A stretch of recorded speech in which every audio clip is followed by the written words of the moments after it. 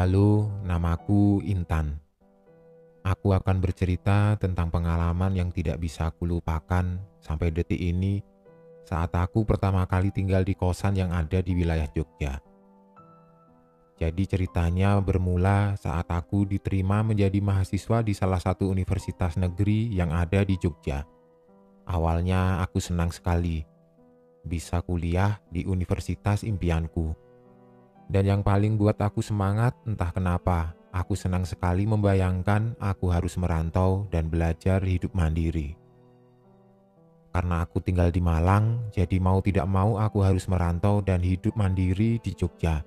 Di sana aku bakal ketemu teman-teman baru dan lingkungan baru.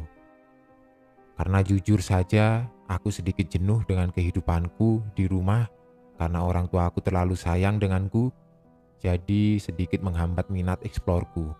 Karena aku sedikit hobi ke sana kemari. Jadi waktu itu seminggu sebelum aku mulai kuliah pertamaku, aku, ayah, dan ibuku ke Jogja untuk mencari tempat kos-kosan. Di sana kami sempat kesulitan menemukan kosan karena ternyata kebanyakan kosan sudah di-booking, yang akhirnya nemu juga di hari kedua kami di Jogja. Kosan yang kami temukan itu agak jauh dari wilayah kampus, bahkan sudah di wilayah yang tergolong sepi. Tapi tidak masalah pikirku, toh aku juga bakal dikasih motor untuk ke kampus. Pertama kali aku melihat kos-kosannya, aku terbayang ini bakal sangat menenangkan. Di depan kosan ada pohon jambu dan mangga yang sangat rindang. Bangunan kosannya pun tidak terlalu besar, tapi juga tidak terlalu kecil. Ini kosan khusus untuk cewek, dan pemilik kosannya juga tinggal di dalam bangunan kosan. Jadi segerbang gitu dengan rumah pemilik kosan. Pemilik kosan itu ibu-ibu tua tapi belum layak juga dipanggil nenek. Jadi kalau aku perkirakan umurnya 50 tahunan. Kosan ini punya ibu itu dan dia juga hanya tinggal dengan satu bocah laki-laki yang kira-kira berumur 3 atau 4 tahunan. Yang sampai sekarang aku tidak tahu itu anaknya atau cucu si ibu itu. Jadi ibu kosannya menyambut kami dan mempersilahkan kami melihat kamar kos. Ternyata total kamar kos yang ada di situ ada 12, yang kosong ada 4 kamar. Tapi dari 4 kamar itu cuma sisa satu yang bisa ditempati. Saat ditanya 3 kamar lainnya kenapa tidak bisa ditempati, kata ibu kosnya sedang direnovasi. Padahal kelihatannya baik-baik saja. Karena aku sempat mengintip dari jendela kamar yang ditutup horden. Samar-samar terlihat kamar itu normal-normal saja. Tapi entahlah, awalnya aku mikir mungkin bocor atau apa. Jadi kamar kosan buat aku kamar nomor 3. Kamar yang kosong itu kamar nomor 2, 5, dan 12. Jadi kamar kosannya ada nomor itu sesuai urutannya. Saat kami masuk ke kamar nomor 3, aku melihat normal-normal saja. Malah aku suka dengan fasilitas yang ada. Dan kamarnya juga luas sekali karena kamar ini sebenarnya untuk 2 orang. Karena ada 2 ranjang yang bertingkat. Tapi di sini aku cuma tinggal sendiri. Tapi yang aku bingung, tidak tahu kenapa awal aku masuk ke kamar itu rasanya dadaku agak berat. Dari awal aku sempat mikir soal itu. Tapi aku cuma mikir saja tidak menanyakan dan menceritakan ke ibuku. Karena sepertinya akan sedikit lebay kalau aku ceritakan karena itu hal kecil. Awalnya aku mikir seperti itu. Dan itulah aku sesalkan kenapa tidak aku ceritakan dari awal ke ibu dan ayahku. Ya sudah, itu hanya penyesalan. Jadi hari itu kami balik ke penginapan lalu balik ke Malang. Seminggu kemudian di hari Minggu sehari sebelum aku masuk kuliah pertamaku. Aku balik lagi ke Jogja dan meninggalkan ibu ayahku di Malang. Itu adalah hari pertama kalinya aku pergi jauh sendiri dan merantau. Singkat cerita, saat aku sampai di Jogja, tepatnya di kosan. Itu sore Minggu, aku langsung disapa dengan salah satu anak kosan lain yang saat itu sedang bersih-bersih. "Hai Mbak, Mbak baru ya di sini?" katanya. "Iya Mbak, aku baru." "Oh, kenalin ya, namaku Intan. Aku Dita Mbak, baru masuk kuliah." Di situ kami ngobrol-ngobrol sedikit. Ternyata si Dita kuliah di universitas yang sama denganku tapi beda fakultas dan angkatan. Dita ternyata angkatan 2016. Di situ aku juga pamit mau masuk ke dalam kos. Tapi Dita sempat nawarin untuk main atau sekedar ngobrol-ngobrol ke kosannya. Syukur pikirku, baru sampai saja aku langsung punya teman. Karena Dita kelihatannya sangat humble dan suka bercerita. Ya sudah, aku masuk ke dalam kamar kosnya. Lagi-lagi pas aku buka pintu dan masuk. Tidak tahu kenapa, aku merasa dadaku sesak lagi. Sebelumnya aku tidak pernah seperti ini. Tapi aku tidak terlalu menghiraukan, karena tubuhku yang pegel dan pengen rebahan itu lebih menonjol dari yang aku rasakan. Sampai tidak berasa, aku ketiduran beberapa jam. Lalu aku terbangun karena panik. Di sini sampai sekarang aku tidak tahu itu mimpi atau nyata yang aku dengar. Karena yang aku rasakan aku terbangun karena mendengar keramaian di sekitarku. Yang seolah aku tidur di tengah-tengah keramaian pasar. Dan itu terjadi di kamarku. Saat itu aku bangun, semuanya hening. Tapi itu rasanya nyata sekali. Tapi aku selalu berusaha memikir kalau itu hanya mimpi. Mungkin karena aku terlalu kelelahan di hari itu. Karena sekujur tubuhku dipenuhi keringat saat tidur, aku langsung mandi. Saat sedang mandi juga aku masih kepikiran soal mimpi itu. Apakah itu mimpi atau nyata yang aku dengar? Ya sudah, setelah mandi aku sholat maghrib dan duduk termenung karena sesak dadaku masih terasa berat. Dari termenung hingga panik, yang aku juga tidak tahu kenapa aku bisa panik sendiri di kamar ini. Semakin lama rasanya semakin aneh, karena sesak yang aku rasakan itu sepertinya di kamar ini penuh dengan orang-orang. Sesak, panas, dan pengap. Padahal AC sudah aku nyalakan yang paling dingin. Dan di kulit juga rasanya dingin, tapi di dalam rasanya panas. Akhirnya aku keluar, memberanikan diri aku main ke kamarnya Kak Dita, padahal baru kenal. Di situ aku tidak cerita soal itu, aku cuma ngobrol soal hal lain saja untuk menenangkan pikiranku dari sesuatu yang aku juga tidak tahu. Karena anehnya di kamar Dita semuanya normal, aku berasa lebih lega di kamarnya.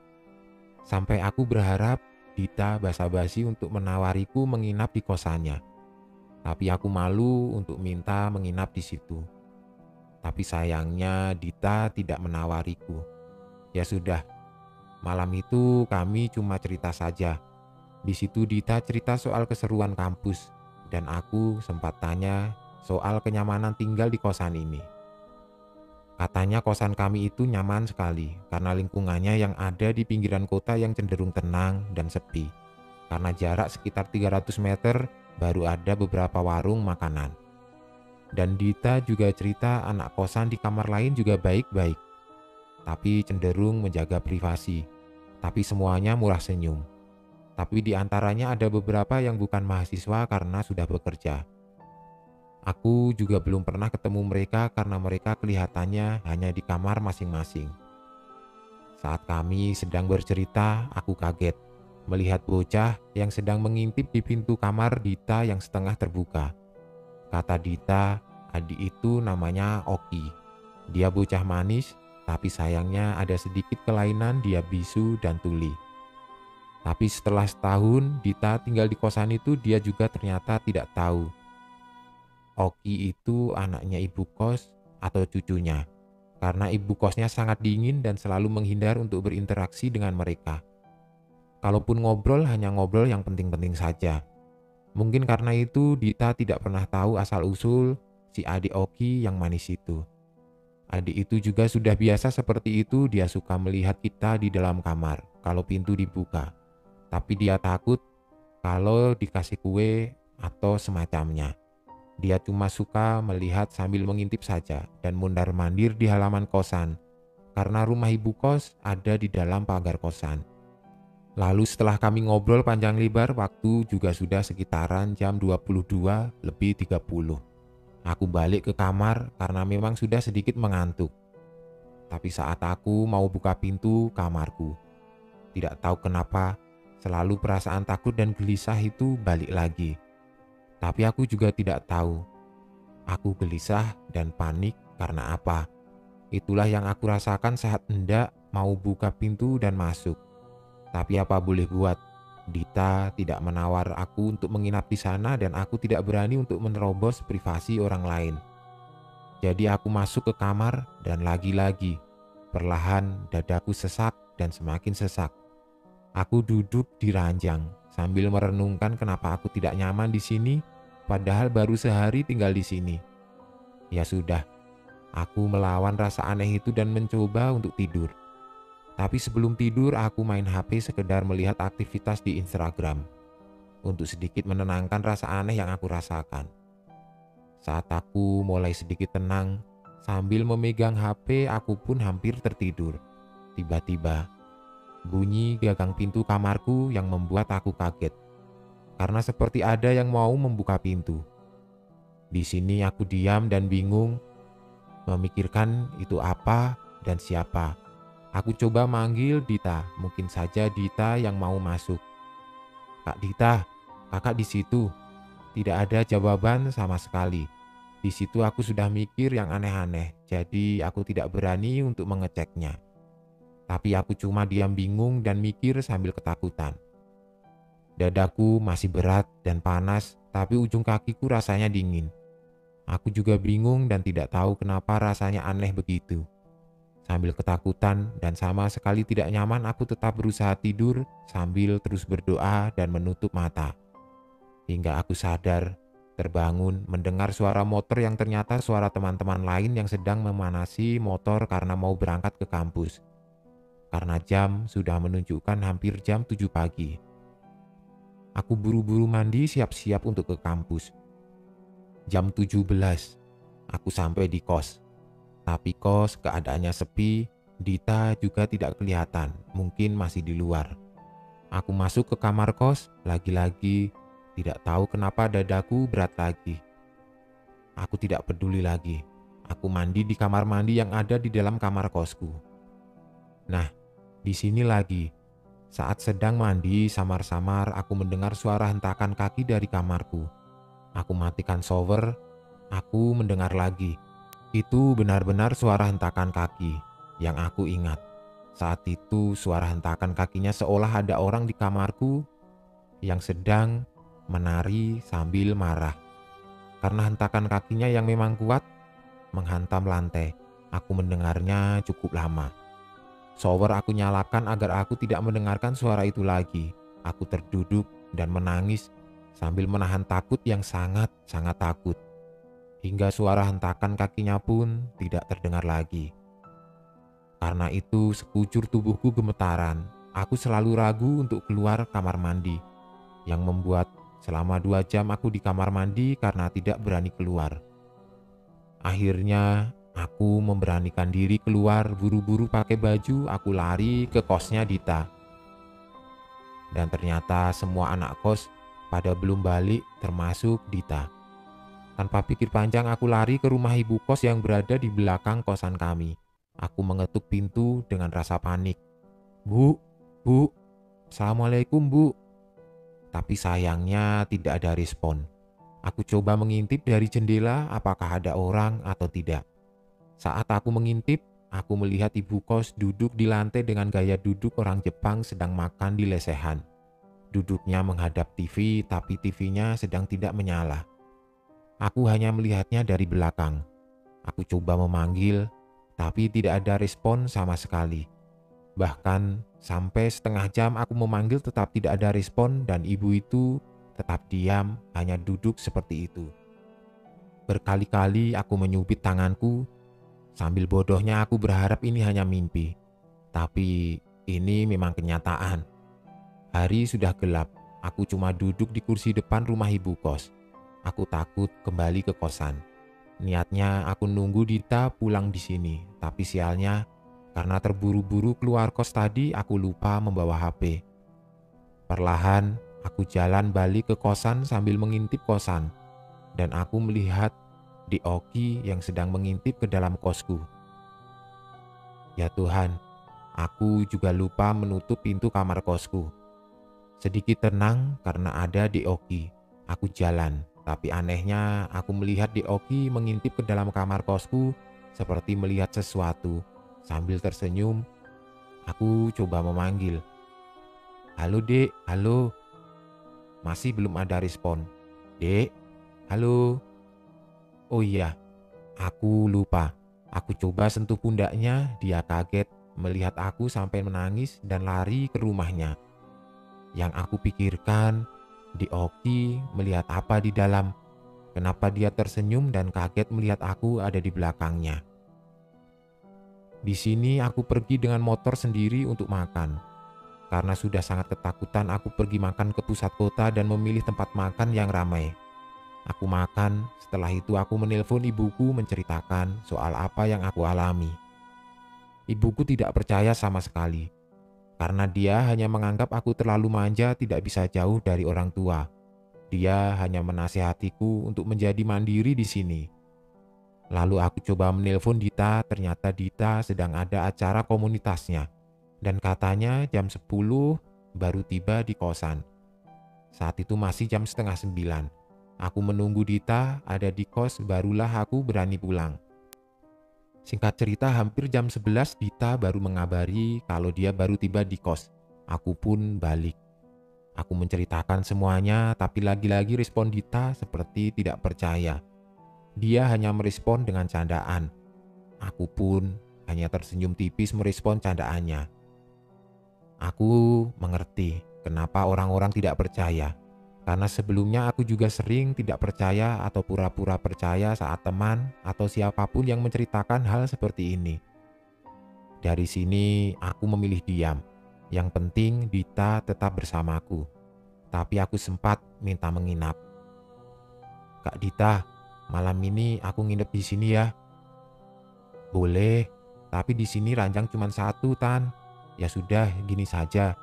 Karena kakak juga belum pernah ke kamarnya Intan, kita tidur di situ saja. Kan di kamar Intan double ranjang. Gimana?" "Iya kak, gak apa-apa." "Ya sudah, kakak mandi dulu ya. Ntar kakak menyusul ke kamar Intan ya." "Gak apa-apa kak, aku tungguin di sini saja kak." Singkat cerita, setelah Kak Dita mandi, kami ke kamarku. Lagi-lagi, setiap aku masuk di kamar ini aku selalu merasakan dadaku berat. Sampai kali ini sudah terbiasa rasanya. Tapi aku penasaran, apakah Dita juga merasakan hal yang sama? "Kak, di kamarku pengap ya?" "Tidak, biasa saja. Di sini malah lebih enak, lebih luas." "Kenapa ya? Cuma aku yang merasakannya.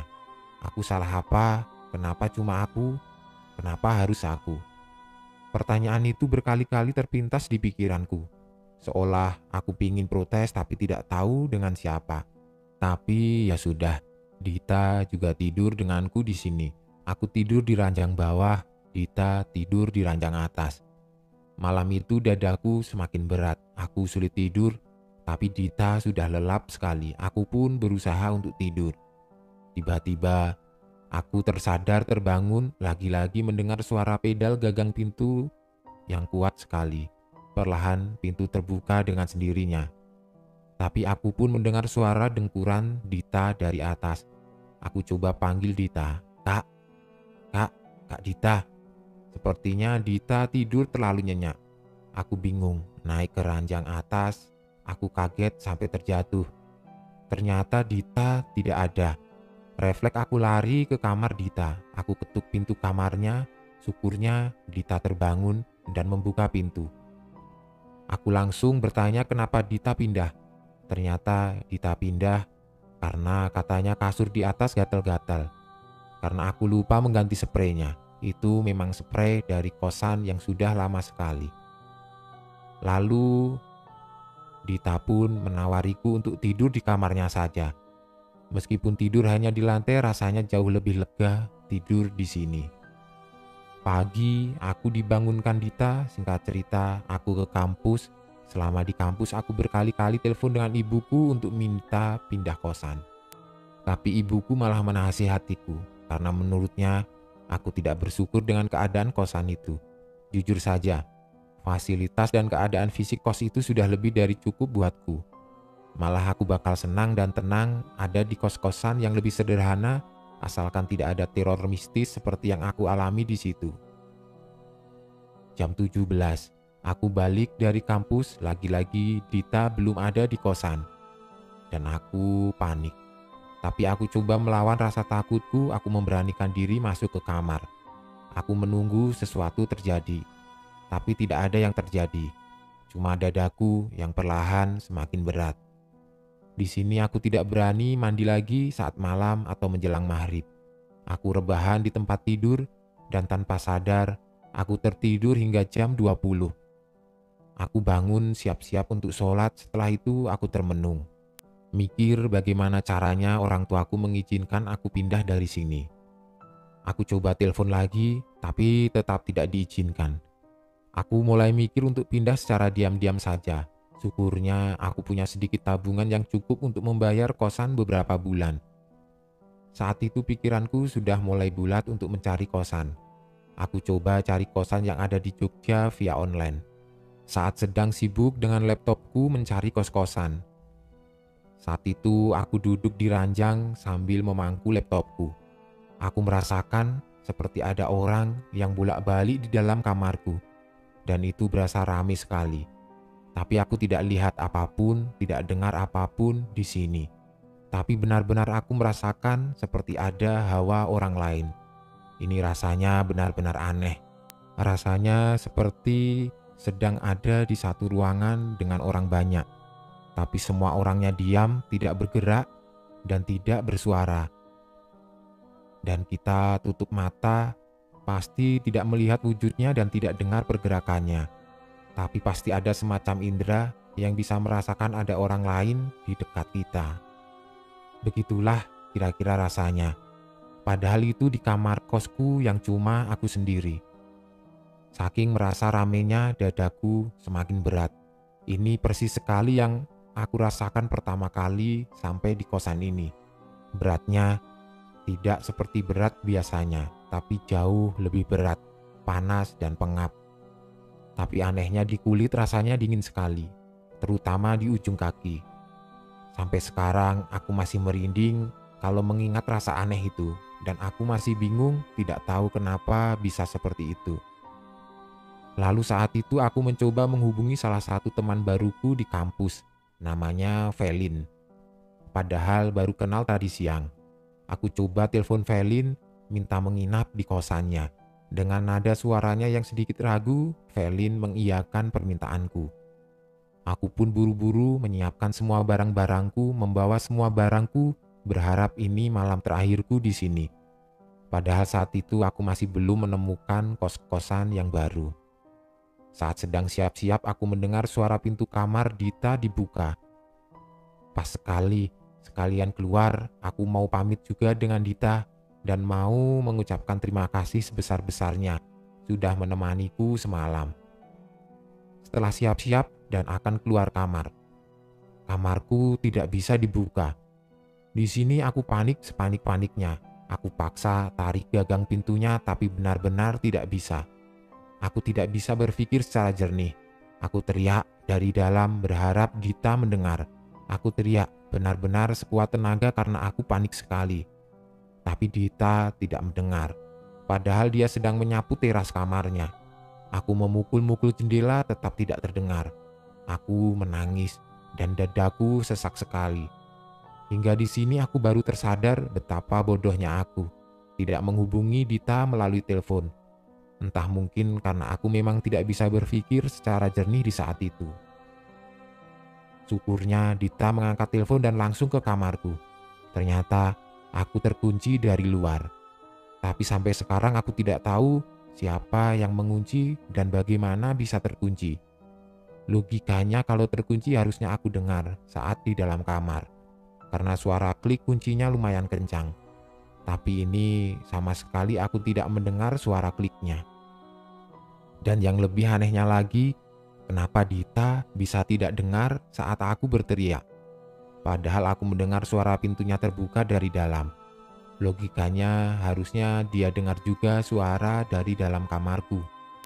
Tapi saat itu Dita membuka pintu, dia kaget. Kenapa aku bisa terkurung? Saat itu suaraku sudah serak, nyaris tidak ada. Aku menangis dan sekujur tubuhku berkeringat. Dita langsung memelukku. Mungkin saat itu pelukan itu sangat berarti buatku. Aku butuh benar-benar tempat berlindung. Lalu aku pamit dengan Dita untuk pindahan kos malam itu juga. Biarpun sebelumnya dia kaget kenapa aku pindah, aku cuma bilang, aku ketakutan di sini. Singkat cerita, aku sampai di kosan Velin, dia kaget aku membawa semua barang. Tapi syukurnya Velin menerima aku tanpa keberatan sama sekali. Aku pikir dia akan sangat keberatan. Di sini aku cerita semuanya apa yang terjadi. Dan Velin juga orang yang pertama menganggap cerita ini adalah cerita serius. Bahkan Velin menawariku untuk sementara tinggal bareng dia di kosanku. Malam itu akhirnya aku bisa merasa lega. Biarpun saat mandi aku masih trauma, padahal saat mandi di kosan Velin tidak ada yang aneh-aneh. Cuma karena aku masih trauma saja. Di malam ini, selama semalaman aku tidak bisa tidur. Tidak tahu kenapa biarpun aku sudah jauh lebih tenang, tapi ketakutan ini masih belum pergi. Aku benar-benar trauma. Hingga pagi aku belum tidur, tapi kami harus ke kampus. Saat di kampus aku lemas, yang akhirnya pingsan. Singkat cerita akhirnya selama kurang lebih seminggu aku demam. Cuma bisa tidur di kosan Velin. Yang akhirnya ibuku datang di sini, aku cerita lagi apa yang terjadi di kosan lama itu. Ibuku masih tetap menganggap aku tidak bersyukur dengan keadaan kosan itu. Mungkin karena aku pergi menginap di kosan Velin yang jauh lebih mewah. Karena kosan Velin bisa dikatakan bukan kosan lagi, tapi semacam apartemen, semua fasilitas ada, termasuk kolam dan taman.